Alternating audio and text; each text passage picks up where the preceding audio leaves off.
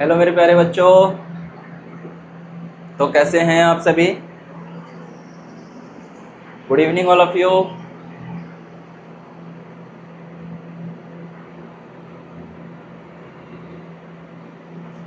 स्वागत है आप सभी का आपके अपने स्टार्ट क्लासेस में, माय डियर स्टूडेंट्स। सो एक बार जल्दी से इन्फॉर्म कर देंगे कितने बच्चे आ चुके हैं। Good evening. एंगल चल रहा था हमारा और ऑलरेडी हम 3 एंगल्स के बारे में पढ़ चुके थे।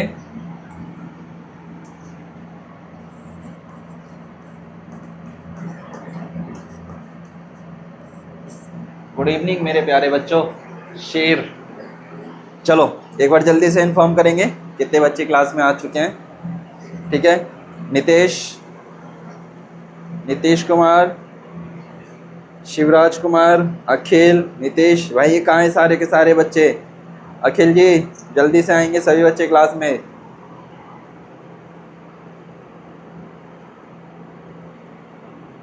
गुड इवनिंग मेरे प्यारे बच्चों, स्वागत है आपका आपके अपने स्टार्ट क्लासेस में। ठीक है, सत्यजीत गुप्ता जी गुड इवनिंग, मौर्य, सोनम, वेदांश, भूमि रावत, आदर्श सिंह, आयुष, देव, गुड इवनिंग प्यारे बच्चों, राहुल। चलो ऑल दो सारे बच्चे जुड़ते जा रहे हैं, एक बार जल्दी से लिख देंगे गुड इवनिंग।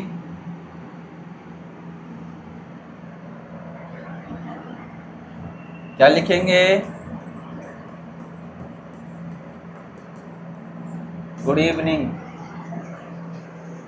ये शाम सुहानी है क्योंकि आपको मैथ्स से डर लगता है और मैथ्स हमें करानी है। ठीक है, चलो आओ आइए अपनी क्लास को स्टार्ट करें। एक बार जल्दी से लिख देंगे कमेंट बॉक्स में गुड इवनिंग सभी को, दिल खोल करके गुड इवनिंग। आयुष कुमार, अनमोल चौरसिया, आयुष गुड इवनिंग बेटा, मोहिनी, ठीक है, श्रेया रावत जी, रुपेश कुमार, मिष्टी, रिया कुमारी, आयुष सिंह, आर्यन गुप्ता, रौनक कुमार,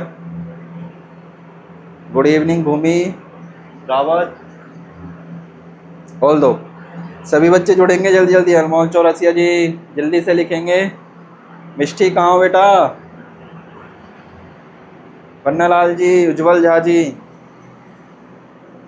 वर्णिका ठाकुर, आयुष,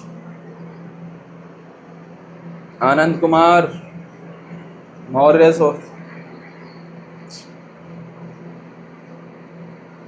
अभिषेक, राजवीर, शिक्षक, चलो आदर्श, गुड इवनिंग सभी को दिल खोल करके गुड इवनिंग। तो क्या चल रहा था सर? हमारे एंगल वाला चैप्टर चल रहा था। एक सेकंड मुझे सभी बताएंगे कि जो एंगल का चैप्टर चल रहे थे, जो हमने पिछले 10-11 बातों को बताया था, मैंने 2 बार कंप्लीट कर दिया था उन बातों को। फिर भी आप सभी को क्लियर हुआ था से यस या नो? अगर यस हुआ था तो आपको अब एंगल्स के बारे में पता करना था। और एंगल्स में भी हमने देखा था जो एंगल्स होते हैं ये मेनली 6 टाइप के होते हैं। ठीक है, कितने टाइप के? 6 टाइप के। इसमें से हमने कौन सा देखा था? पहले हमने देखा था एक्यूट एंगल, फिर देखा था ऑब्ट्यूस एंगल, फिर देखा था राइट एंगल। ये तीनों एंगल्स हम कंप्लीट कर चुके थे। कौन कौन से? पहला जो एक्यूट एंगल था, ध्यान से समझेंगे। पहला वाला क्या था? Acute angle. चलो ऐसा करता हूं, मैं यहीं पे दिखाता हूं। एंगल्स के बारे में समझा था, पहला था एक्यूट एंगल। एक्यूट एंगल क्या था? एन एंगल, ध्यान से सुनेंगे मेरे बच्चे दोबारा से, an angle that measure more than 0 less than 90 degree. क्या कहता है?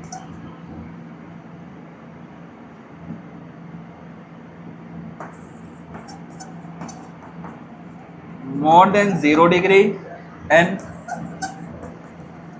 Less than 90 degree. 90 से ज़्यादा, सॉरी 0 डिग्री से ज़्यादा और 90 से कम, वो क्या कहलाएगा आपका? दैट इज कॉल्ड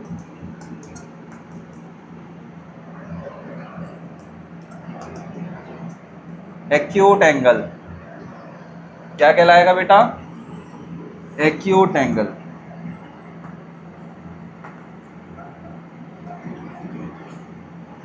क्या हो जाएगा? वो एक्यूट एंगल हो जाएगा।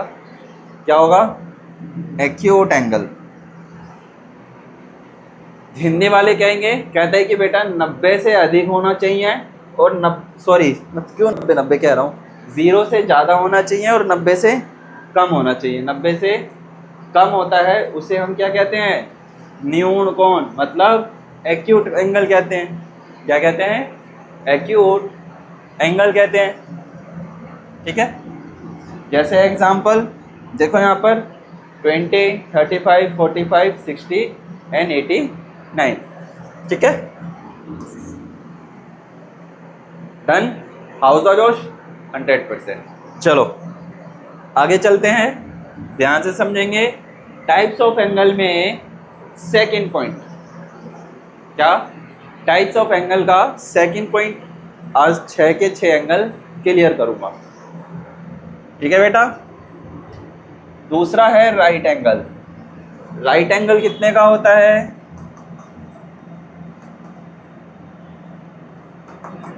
90 डिग्री का। ना तो 90 से ज़्यादा का और ना ही 90 से कम का, हमेशा 90 डिग्री का रहेगा। ओके, वो आपका कहलाएगा राइट एंगल। ध्यान से सुनेंगे। An angle that the measure 90 degree is called right angle. It is represented by the symbol of L. Symbol of L इस तरीके से रिप्रेजेंट क्या होगा? रिप्रेजेंटिंग करा जाएगा। हिंदी वाले ध्यान से सुनेंगे। जिस कोण का मान 90 डिग्री होता है उसे समकोण या राइट एंगल कहते हैं। इसे दो रेखाओं इस तरीके से प्रदर्शित करा जाता है, के द्वारा चिन्हित किया जाता है। ओके, आगे बढ़ते हैं, ध्यान देंगे। थर्ड था आपका बेटा obtuse angle. Obtuse angle, obtuse angle की क्या डिमांड थी? कहता है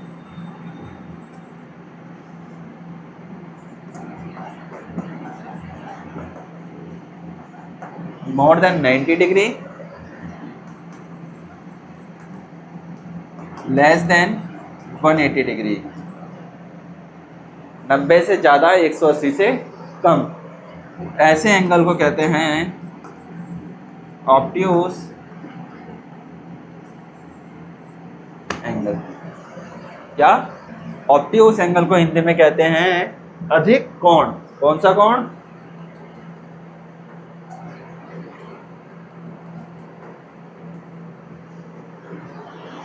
अधिक कोण। जिस कोण का माप 90 डिग्री से ज़्यादा और 180 से कम होता है उसे अधिक कोण ऑब्ट्यूस एंगल कहते हैं या एंगल कहते हैं। An angle that measure than 90 degrees but more than 90 less than 180 degree is called an obtuse angle. Is called an obtuse angle. Done. Note it all. ये डायग्राम है आपका, जल्दी से बताओ। ये सारे तीनों चीज़ हमने पहली भी क्लास में करा था।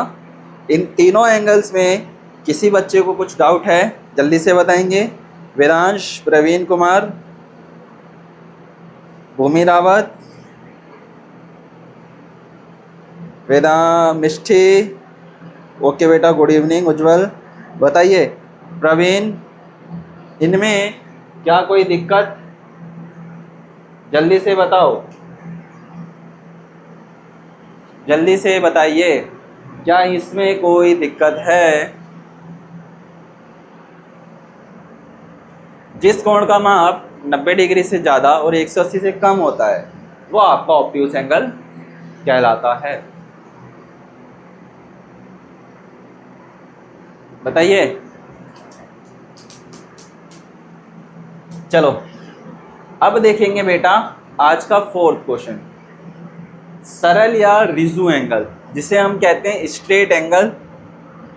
और मैं चाहे हिंदी वाले बच्चे हो या इंग्लिश वाले बच्चे हो, मेरी बातों को एक बार ध्यान से सुन लेंगे। बच्चों का एक चीज बड़ा रहता है, सर ये इंग्लिश में है या हिंदी में है। एक बार ध्यान से सुनेंगे बेटा, जब आप एग्जाम देते हो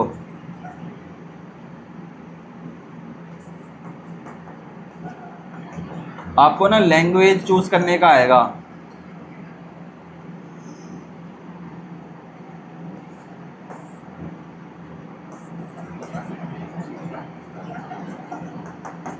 आपके पास दो लैंग्वेज के लिए कहेगा, हिंदी या इंग्लिश। ठीक है, एक बार मेरी बच्चों को ध्यान से सुनेंगे। जो बच्चा हिंदी लैंग्वेज को चूज करेगा एग्जाम में, फॉर्म फिलिंग में आपने चूज करा हिंदी को, तो जो आपका एग्जाम का पैटर्न होगा, सुन लेना ध्यान से, तो क्वेश्चंस आपके हिंदी में आएंगे। ठीक है, उनके एग्जाम्पल्स जो इनके पॉइंट्स होते हैं वो हिंदी में आएंगे। साथ में हिंदी में ही आपके क्या आएगी, अनुच्छेद आएंगे।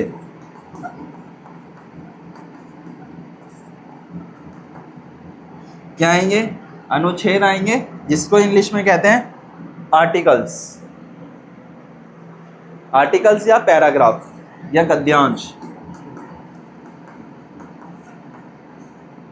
ठीक है, जिस बच्चे ने इंग्लिश को सुना,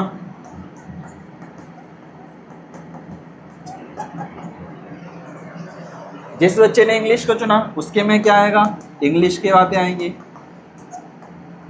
इसमें क्या आएगा, हिंदी वाले में जैसे संज्ञा, सर्वनाम, विश्लेषण, क्रिया, विधि, ये सारी चीजें आएगी। इंग्लिश में क्या आ जाएगा, सिनोनिम, एंटोनिम्स। ठीक है, और आपके प्रोनाउंस, एडजेक्टिव, कंजक्शन, परहैप्स, ये सारी की सारी चीजें इंग्लिश में आएंगी। ठीक है, जो इंग्लिश में भरेगा। बट मेरा ये कहना नहीं है कि लैंग्वेज है हमारी बेटा, बस इस चीज़ का ध्यान रखना, ये सिर्फ आपको एग्ज़ाम पास कराने का एक ज़रिया है। ये एक छोटा सा एग्ज़ाम है जो अभी आप पास करोगे। ठीक है, बट मेरे बच्चे, चाहे हिंदी का बच्चा हो, मेरे लिए उसके भविष्य के बारे में बोलना चाह रहा हूँ। हिंदी मीडियम के बच्चे के लिए बेटा, अगर आपका लाइफ में कुछ बड़ा गोल है, कुछ बनना चाहते हो, तो इंग्लिश पे फोकस करना स्टार्ट कर दीजिए। क्योंकि हमें पता है कि गांव देहात से बच्चा जब निकलता है ना, उसको कई सारी समस्याओं का सामना करना पड़ता है। ठीक है, क्योंकि हमने भी फेस करा है ऐसी कई सारी कंडीशंस, ऐसी कई सारी प्रॉब्लम्स हमेशा उठ करके आती है। जब बच्चा बड़े शहर में जाता है, देखता है कि उसके चारों तरफ केवल और केवल जो बात कर रहे हैं, जिस सोसाइटी में है वहाँ पर सोसाइटी में हिंदी में बात कर रहे हैं। जिस समाज में हो, जिस गांव में हो, जिस शहर में हो आप, वहाँ पर सभी अभी के टाइम में हिंदी में बात कर रहे हैं। परंतु जब आप अपना गांव, शहर, स्कूल में जाओगे, उस स्कूल को छोड़ करके दूसरे स्कूल में जाओगे, दूसरी जगह पढ़ाई करने जाओगे, तब आपको रियलाइज़ होगा कि सर मेरे से कितनी बड़ी गलती हो गई कि मैंने इंग्लिश को प्राइमरी नहीं रखा। ठीक है, यानी दिया हमने पहले इंग्लिश को मोटिव नहीं दिया, पहले हमने इंग्लिश पे ध्यान नहीं दिया। अभी भी मैं सभी बच्चों से कहते हुए चलता हूँ, ध्यान से सुन लेना बेटा, चाहे आप नोट्स बना रहे हो, अभी आपके पास टर्मिनेशन पीरियड है, आपका फॉर्म फिल किए जा रहे हैं, टर्मिनेशन पीरियड में हो, पेपर होगा जून 5-6 महीने बाद। आप सभी को बस इतना ध्यान रखना है कि लैंग्वेज लेते समय इस चीज़ का ध्यान रखना कि सर ऐसी लैंग्वेज को चूज़ करा जाए जो हमारे भविष्य के लिए इम्पोर्टेंट हो, ना कि सिर्फ हमारा आज के लिए इम्पोर्टेंट हो। ठीक है, इस चीज़ का ध्यान रखना। और साथ में आपने हिंदी में फॉर्म फिल भी कर दिया, नो प्रॉब्लम। हिंदी विद्यालय में पढ़ रहे हो, नो प्रॉब्लम, नो दिक्कत, नो परेशानी। ठीक है, it's not major fault. But आज से आप इंग्लिश पढ़ना स्टार्ट कीजिए डेली। हर बच्चे को बोल रहा हूँ मैं, ध्यान से सुन लेंगे मेरे बच्चे। डेली कम से कम,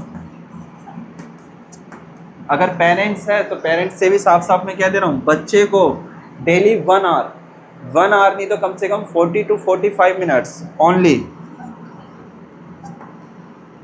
40 to 45 मिनट्स इंग्लिश की रीडिंग करवाओ। क्या करो?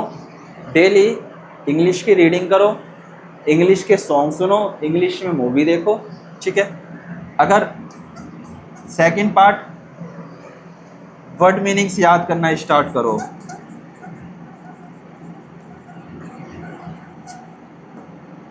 डेली कम से कम ऐसे वर्ड्स को यूज़ करो जो आप डेली यूज़ करते हो। जैसे क्या आप कहते हो ना, मम्मी पानी लेकर के आना, है ना। पानी को क्या कहते हैं? तोड़ मरोड़ करके इंग्लिश बोलना स्टार्ट करो। पानी को कब वाटर, लेके आना कम, मम्मी को मम्मा, है ना। इस तरीके से तोड़ो मरोड़ो कुछ भी करो, बट इंग्लिश को बोलना स्टार्ट करो। ये जो चेंजिंग्स है ये आपके आज से आना स्टार्ट होगा। अगर आज आप यहाँ पर इंग्लिश के लिए दब गए, इंग्लिश बोलना स्टार्ट कर रहे हो, धीरे धीरे धीरे धीरे धीरे मेरे बच्चे, एक दिन ऐसा आएगा कि आप फ्लुएंट इंग्लिश बोलना स्टार्ट करोगे और आपके सामने वाला आपको पूछेगा कि बेटा कहाँ से ऐसी इंग्लिश सीखी है, ठीक है। इस चीज़ का ध्यान रखना है।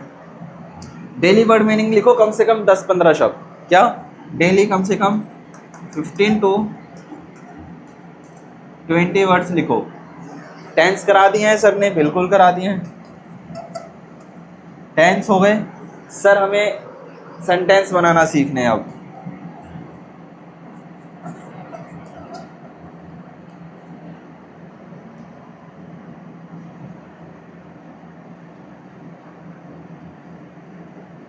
तो सेंटेंस बनाओ। क्या बनाओ? अब सेंटेंस बनाओ।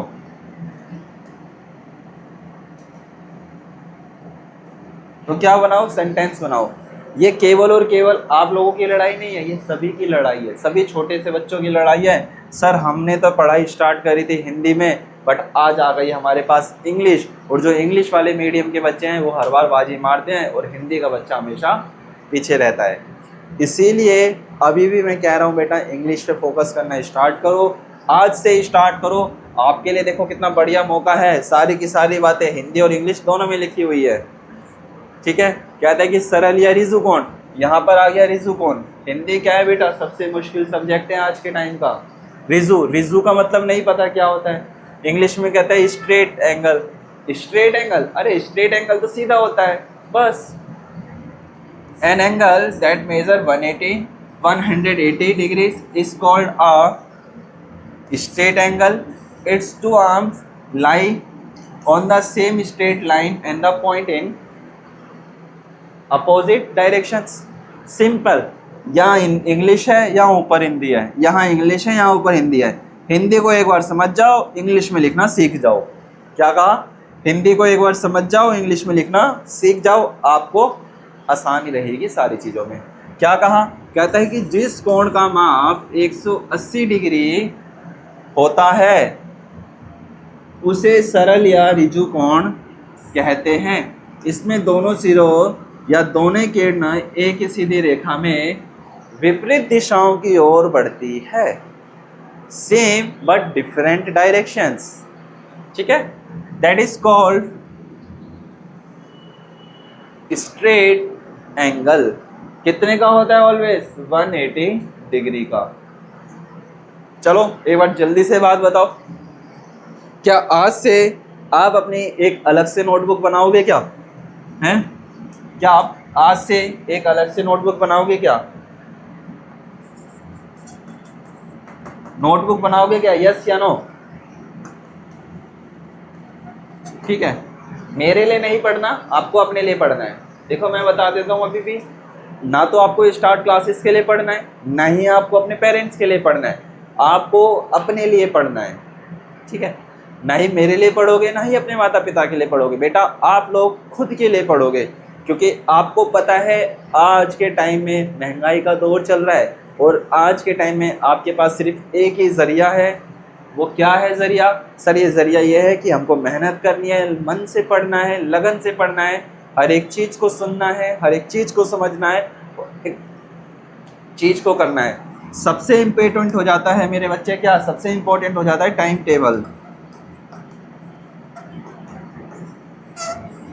जो बच्चा टाइम टेबल के हिसाब से कर लिया काम, जैसे क्या सर 2 घंटे की आपकी क्लास हो गई, 1 घंटे की ट्यूशन क्लास हो गई, सुबह का मॉर्निंग का स्कूल हो गया, ठीक है। सपोज दैट हम आपका टाइम टेबल बनाते हैं, एग्ज़ाम तक हम अपना टाइम टेबल बनाते हैं। ध्यान से देखेंगे एक बार। सपोज दैट हम अपना टाइम टेबल बनाते हैं, सर 8 से लेकर के 2 बजे तक स्कूल मान लेते हैं। चलो मैं अपना बता देता हूँ, मान लो मैं आपकी जगह पर हूँ, पढ़ रहा हूँ, तो सर मैं ना 8 से लेकर के 2 बजे तक स्कूल में रहता हूँ, ठीक है। सर ये स्कूल का टाइम हो गया। सर 2 बजे घर आता हूँ, 2:30 बज जाते हैं, 3 हो जाता है, 3 बजे खाना पीना खाता हूँ, 4 बज जाते हैं, ठीक है सर। 4 से लेकर के 5 तक, 4 बजे से ट्यूशन जाना होता है, सर 4 से 5 चले गए हम ट्यूशन, ठीक है। 4 से 5 तक ट्यूशन क्लासेस, ठीक है। अब देखो मैंने 2 से लेकर के 4 में 2 घंटे का गैप दिया है। स्कूल से आओगे, थकारे आओगे, खाओगे पियोगे, थोड़ा सा आराम भी चाहिए। 5 बजे से 4 से लेकर के 5 तक आपकी ट्यूशन की क्लासेस हो गई, ठीक है। फिर 5 से लेकर के 6 तक आपके पास रेस्ट टाइम है, रेस्ट करो या खेलो, कोई मना नहीं है।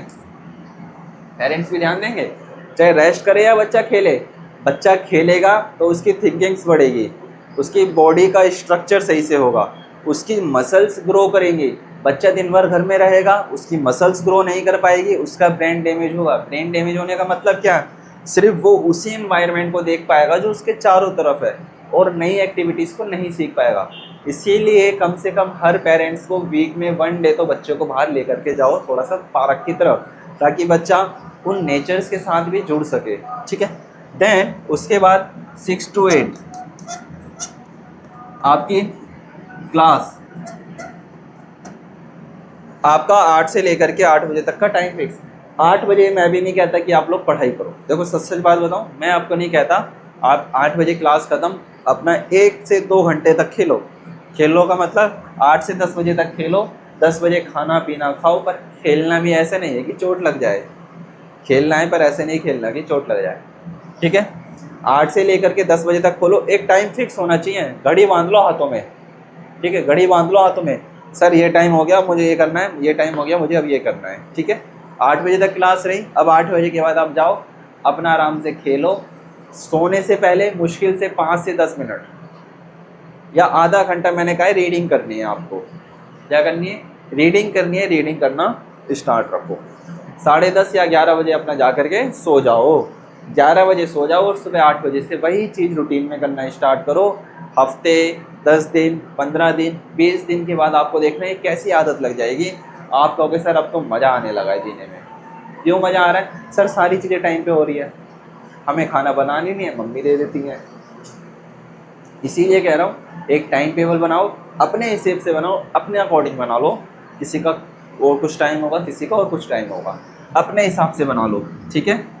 अब जिनका स्कूल इवनिंग का है वो भी बच्चे मर्ज करेंगे, ठीक है। ओके बेटा, देवांश, प्रवीण, ओके। चलो ये बताइए क्या स्टेट वाला हो गया? क्या आप लोग अब से टाइम टेबल के हिसाब से बताओ, आप लोग अब से टाइम टेबल के हिसाब से पढ़ना स्टार्ट करेंगे या नहीं करेंगे? टाइम टेबल से पढ़ोगे बेटा सारी चीज़ें कंप्लीट हो जाएगी और आपको पता भी नहीं चलेगा, वही सेम टाइम वही सारी चीज़ें, बस थोड़ा सा एफर्ट लगाया और सारी चीज़ें कंप्लीट हो गई। ओके, चलिए स्ट्रेट वाला लिख लो जल्दी से, देन उसके बाद आगे बढ़ते हैं।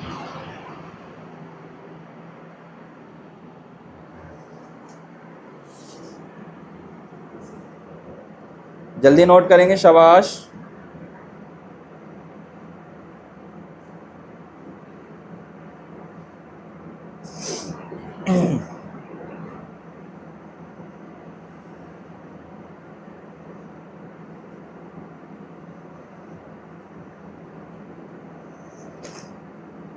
ओके बेटा, हाँ सर हम आज से स्टार्ट करना है मेरे बच्चे, बिल्कुल स्टार्ट करना है।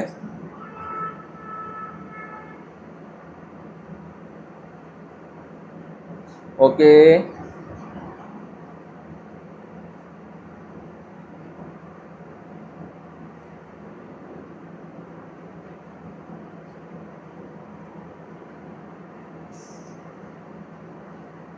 बिल्कुल करना है मेरे बच्चों।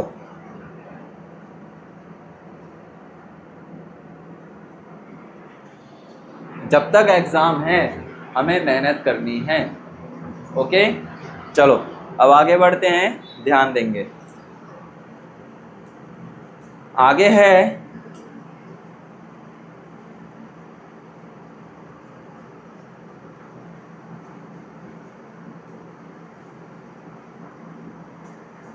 अच्छा, एक सेकेंड ना, इसमें 2 एंगल्स और नहीं है, मैं आपको बता देता हूँ, ठीक है। वैसे 6 एंगल्स होते हैं, 2 एंगल्स नहीं डाले हैं, कोई दिक्कत नहीं है, ध्यान देंगे। 6 है। एक स्ट्रेट हो गया, देखो एक होता है 0 से लेकर के 90 डिग्री तक, जिसे हम कहते हैं एक्यूट एंगल।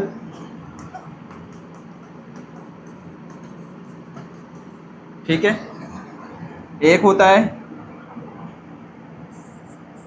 90 डिग्री का राइट एंगल, 90 से 180 डिग्री का, इसे हम क्या कहते हैं, ऑब्ट्यूस एंगल। एक देखा स्ट्रेट एंगल,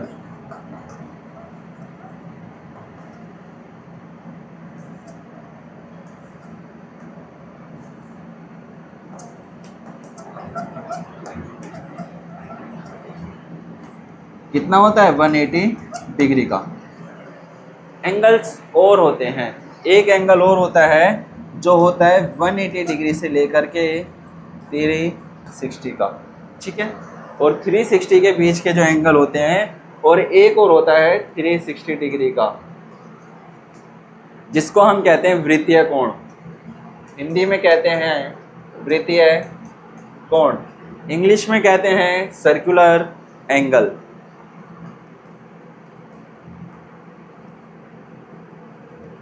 ठीक है, सर्कुलर एंगल कितना होता है सर, 360 का होता है। कितना होता है, 360 का होता है, बस इतना ध्यान रखना। मतलब जो एक सर्कल होता है, क्या चीज़, जो मेरे बच्चे आपका जो सर्कल होता है, ये पूरा का पूरा 360 का होता है। कितने का होता है, 360 का डिग्री का होता है। क्योंकि अगर देखा जाए 90 × 4 में 360, और इस एंगल में ये वाला 90 का, ये वाला 90 का, ये वाला 90 का, और ये वाला 90 डिग्री, तो all angles are 90 degree. Okay, चलो एक बार यहाँ देखेंगे। अब आगे बढ़ते हैं, एक एग्जाम्पल है, जरा ध्यान से समझेंगे और करने की कोशिश करेंगे मेरे साथ में। एक बात और बता दूं, इस चैप्टर के अंदर बेटा फिगर बनाते हुए चलना। फिगर का मतलब ये चीज़ें कंप्लीट करते हुए चलनी हैं। ओके, इस बात का ध्यान रखना। क्या करना है, इस बात का हमें विशेष तौर पे ध्यान रखना है, ठीक है। इस बात पे ध्यान रखना है, इस चैप्टर के अंदर हमें फिगर बनाते हुए चलना है। क्या बनाते चलना है, फिगर बनाते हुए चलना है, ठीक है। चलो एक मिनट ना,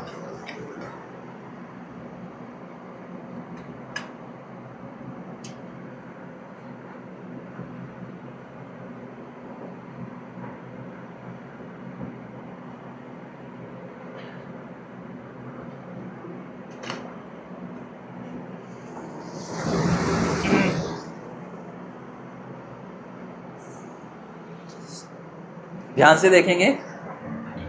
कहता है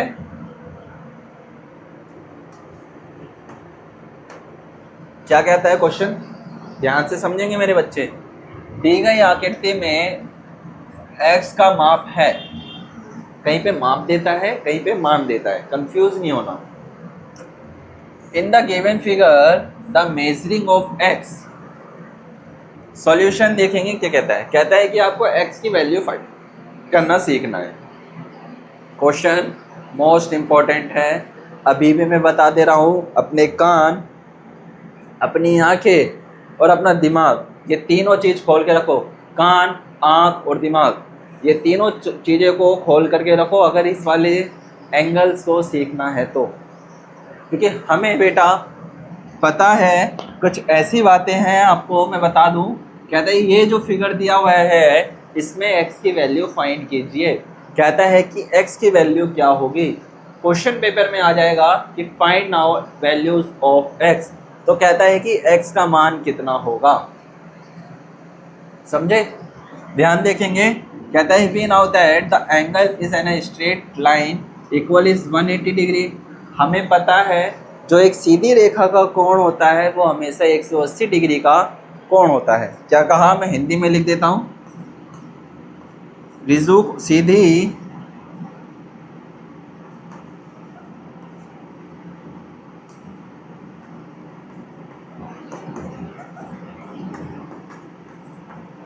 रेखा का कोण 180 डिग्री का होता है।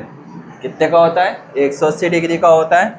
अब बस हमें ये देखना है, सर यहाँ पर 56 डिग्री दिया है, 70 डिग्री दिया है, 0 डिग्री हमें दे रखा है और हमें एक्स भी दे रखा है। हम क्या करेंगे, हमेशा 180 में से फाइंड करने की कोशिश करेंगे। तो जो दिया है, सर एक दिया है हमको 47 डिग्री, प्लस का एक्स है, प्लस का 56 डिग्री है, बराबर का 180 डिग्री। ठीक है, इसको और इन तीनों को आपस में ऐड कर दो, 74, 47, 56 कितना हो जाएगा सर? 103।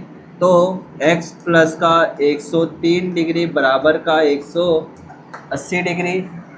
साइड चेंज करेंगे, x यहाँ जाएगा, 180 में से माइनस कर लेंगे 103 को, किसको? 103 को माइनस कर लेंगे तो x बराबर आ जाएगा 180 में से जैसे ही 103 घटाएंगे तो हमारे पास बन जाएगा 17, कितना? 77 डिग्री। कितना आ जाएगा? Only 77 degree. कितना आ जाएगा? 77 डिग्री हमारे पास निकल के आ जाएगा। ठीक है, that's clear my dear students.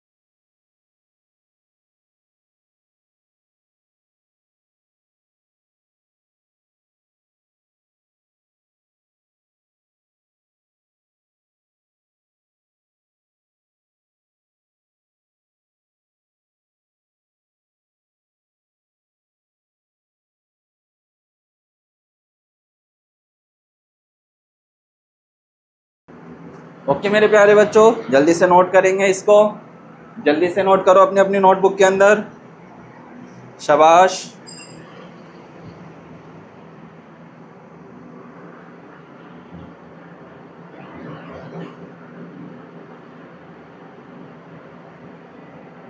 जल्दी नोट करेंगे।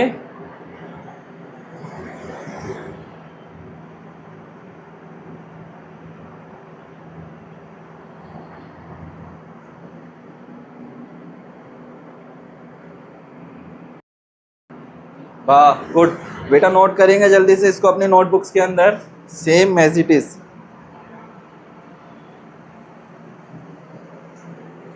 जल्दी करोगे, शाबाश।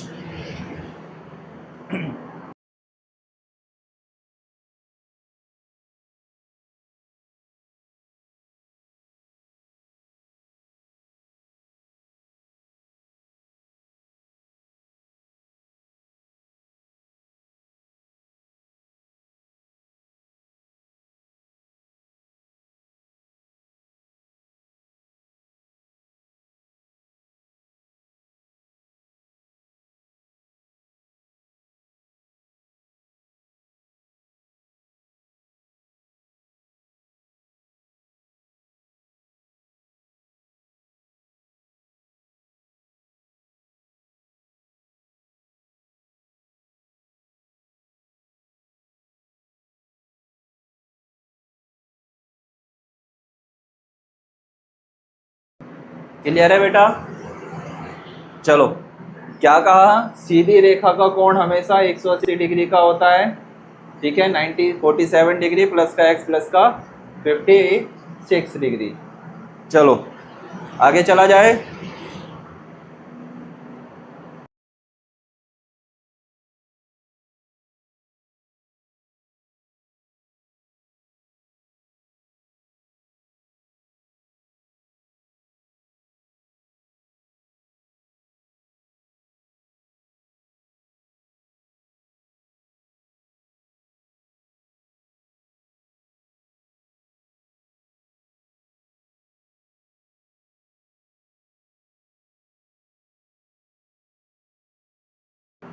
ओके चलो जल्दी से करेंगे, शाबाश।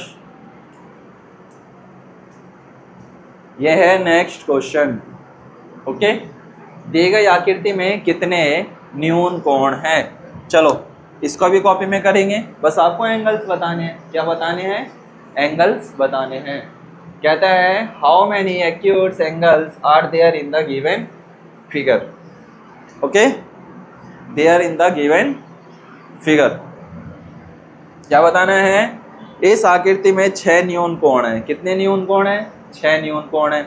कौन कौन से? कहता है एंगल AOB, एंगल AOB, ठीक है। या फिर हम लिख सकते हैं AOB। देखो कैसे बोल रहा है, ध्यान देंगे एक बार। एंगल AOB, ठीक है। दूसरा लिख लेंगे COD, AOB, इसी को रिपीट कर लेंगे AO, ABO, OAB। 3 ये बन गए, 3 नीचे के बना लो, OCD, ODC और एंगल COD। ये क्या बन गए? हमारे एंगल बन गए हैं। ओके, 1 2 3 ये हमारे क्या बन गए? अपने न्यून कोण बन करके तैयार हो गए हैं। ओके, ये सारी बातें क्लियर है? मतलब कहता है कि अगर हम इसका नेमिंग करते A B C और D, पॉइंट हमेशा क्या रहेगा? O रहेगा। यहां पर क्या रहेगा मेरे बच्चे? पॉइंट हमेशा O रहेगा, ठीक है विशाल? चलो भूमि रावत, है ना बेटा? ओके, तो आज के लिए हम अपनी क्लास को ना यहीं तक ही रखेंगे, ठीक है। ये एंगल्स ध्यान रखना, ठीक है बेटा? आज के लिए इतना ही करेंगे, कुछ काम है वर्क, उसको कंप्लीट करना है आपके फॉर्म से रिगार्डिंग ABC, ठीक है। आज के लिए इतना ही रखते हैं, बाकी की जो हमारे हैं हम उसको अपने नेक्स्ट क्लास में इस चैप्टर को कंप्लीट कर देंगे, ठीक है बेटा? आज के लिए इतना ही, बाकी मुलाकात करते हैं फिर हम नेक्स्ट क्लास में। Thank you and bye.